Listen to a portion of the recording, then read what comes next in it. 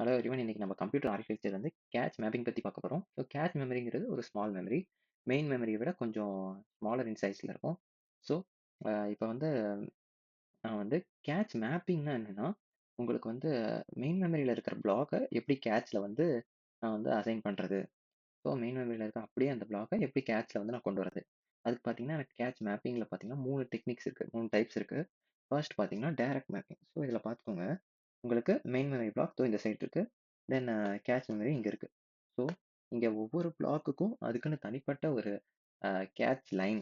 So இங்கே வந்து கேட்ச்ல assign பண்ணுறதுக்காக அதை வந்து கேட்ச் லைன்னு சொல்லுவாங்க. ஸோ அந்த கேட்ச் லைனில் பார்த்தீங்கன்னா நம்ம ஒரு ஒரு பிளாக்கையும் வந்து அசைன் பண்ணுவோம். ஸோ இதை நம்ம எப்படி பண்ணுவோம்னா, உங்களுக்கு வந்து மொத்தம் எவ்வளோ கேட்ச் லைன் இருக்குது. சப்போஸ் இப்போ எனக்கு 8 லைன்ஸ் இருக்குன்னு வைங்களேன். தென் என்னோட மெமரி பிளாக் பார்த்தீங்கன்னா, எந்த பிளாக்கோ அதை வந்து நான் 8ஆல் மாடல் பண்ணுவேன். இப்போ நான் வந்து பிளாக் 5ஐயும் பிளாக் 13ஐயும் இப்போ நான் வந்து என்னோட கேட்ச் லைனில் நான் வந்து கேட்ச் மெமரியில் இன்சர்ட் பண்ணணும். ஸோ நான் என்னோட 5 மாடலோ 8 பண்ணால் எனக்கு 5 தான், ஒரு ரிமைண்டர் தான் இருக்கணும். ஸோ இதுவே 13 மாடலோ 8 பண்ணாலும் எனக்கு 5 தான் வரும். ஸோ பிளாக்ஸ் அந்த பிளாக் பார்த்தீங்கன்னா கேட்ச் எந்த லைனில் அசைன் பண்ணுறதுங்கிறதுக்காக நான் இந்த மாடலை போட்டு அந்த லைனை பார்த்தீங்கன்னா எடுத்துப்பேன். ஸோ இது நத்திங் பட் ஒவ்வொரு மெயின் மெமரியோட பிளாக்குக்கும் தனிப்பட்ட கேட்ச் லைன் பார்த்தீங்கன்னா நம்ம இந்த மாடுல இந்த ஃபார்முலா யூஸ் பண்ணி எடுப்போம். எத்தனை கேட்ச் லைன் இருக்குன்னு பார்க்கணும்.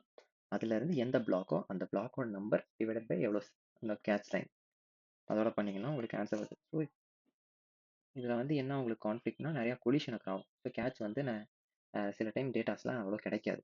ஸோ தென் அடுத்த டெக்னிக் பார்த்தீங்கன்னா அசோசியேட்டிவ் மேப்பிங். ஸோ இதில் பார்த்தீங்கன்னா உங்களுக்கு வந்து கேட்ச் லைனுக்கெல்லாம் பார்த்தீங்கன்னா டேக்ஸ்ன்னு வந்து அசைன் பண்ணியிருப்பாங்க.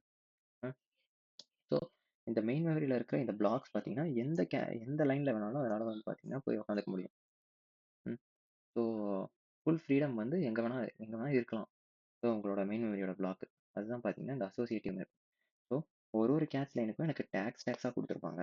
ஸோ நான் அந்த டேகை பார்த்து நான் ஒவ்வொரு கேட்ச் லைனாக போய் என்னோட டேட்டாவை பார்த்தீங்கன்னா எடுத்துக்கலாம். ஸோ அசோசியேட்டிவ் மேப்பிங்னா உங்களோட மெயின் பிளாக் பார்த்தீங்கன்னா எந்த இடத்துல வேணால் போய் அசைன் ஆகிக்கலாம். தென் நான் டேக்ஸ் பார்த்து நான் எடுத்துப்பேன். ஸோ ஸோ அடுத்தது பார்த்தீங்கன்னா செட் அசோசியேட்டிவ் மேப்பிங். ஸோ அதே மாதிரி தான் இது வந்து டைரக்ட் மேப்பிங்கும் அசோசியேட்டிவ் மேப்பிங்கும் கலந்தது. ஸோ செட் அசோசியேட்டிவ்னா என்னென்னா இதுலேயும் உங்களுக்கு டேக் இருக்கும், ஆனால் எக்ஸ்ட்ராவாக பார்த்தீங்கன்னா செட்டு இருக்கும். ஸோ இந்த பிளாக்ஸ் பார்த்தீங்கன்னா இந்த எந்த பிளாக்கோ அதை பார்த்தீங்கன்னா செட்டில் பார்த்தீங்கன்னா அசைன் ஆகிக்கும். ஸோ இப்போ எக்ஸாம்பிளுக்கு நான் இந்த பிளாக் 0க்கும் பிளாக் 7ஐயும் பார்த்தீங்கன்னா செட் 0ல வச்சுக்கிறேன். ஸோ அது மாதிரி உங்களுக்கு எத்தனை ஒரு செட்டில் வந்து இத்தனை பிளாக்ஸ் தான் இருக்க முடியும் அப்படிங்கிறத வந்து நீங்கள் சொல்லுவீங்க. ஸோ இப்போ 2 வே செட்டுனா பார்த்தீங்கன்னா ஒரு செட்டில் 2 பிளாக் வைக்க முடியும், அது மாதிரி. ஓகேங்களா? ஸோ இப்போ நான் வந்து இதை வந்து எடுக்கணும்னா நான் வந்து என்ன பண்ணுவேன்னா ஃபஸ்ட்டு வந்து செட்டோட நம்பர் பார்ப்பேன். ஸோ அந்த செட்டும் என்னோட பிளாக்கும் மேட்ச் ஆகுதா. செட்டும் பிளாக்கும் மேட்ச் ஆகிடுச்சுன்னா அதில் என்ன டேக் இருக்கோ அங்கே போயிட்டு நான் என்னோட மெமரியை பார்த்தீங்கன்னா எடுத்துப்பேன். ஸோ இதான் பார்த்தீங்கன்னா 2 வே செட் அசோசியேட்டிவ். உங்களுக்கு புரிஞ்சிருக்கும்னு நினைக்கிறேன். ஸோ டைரக்ட் மேப்பிங்னா இப்படியே நம்ம மெமரி பிளாக்கை டைரெக்டாக கேட்ச்க்கு அசைன் பண்ணிப்பேன், அதாவது இந்த ஃபார்முலா யூஸ் பண்ணி. ஸோ இதே அசோசியேட்டிவ் மேப்பிங்னா பிளாக்ஸ்க்கெல்லாம் நான் டேக்குன்னு அசைன் பண்ணிவிட்டு நான் வந்து அந்த டேக்ஸ் மூலியமாக அந்த கேட்ச் லைனில் இருக்கிற டேட்டாவை எடுத்துப்பேன். ஸோ செட் அசோசியேட்டிவ்னா டேக்ஸ் எல்லாம் நம்ம செட்டாக போட்டு வச்சுருப்போம்.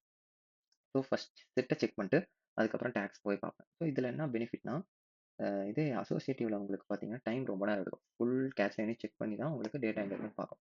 இதே செட் அசோசியேட்டிவ்னா செட்டை மட்டும் பார்த்துட்டு அதுக்குள்ளே இருக்க எந்த டேக்கோ அது மட்டும் பார்த்துக்கலாம். So thank you all.